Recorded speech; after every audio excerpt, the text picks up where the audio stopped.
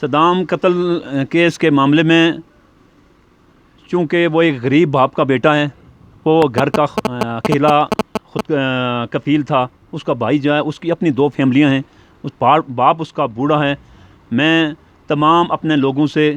صاحب حیثیت لوگوں سے یہ گزارش کرتا ہوں کہ اس کی مالی معاونت کی جائے۔ ہماری تاجر برادری، میرے چند دوستوں سے میری بات ہوئی ہے، انشاءاللہ تعالی ہم کل سے اس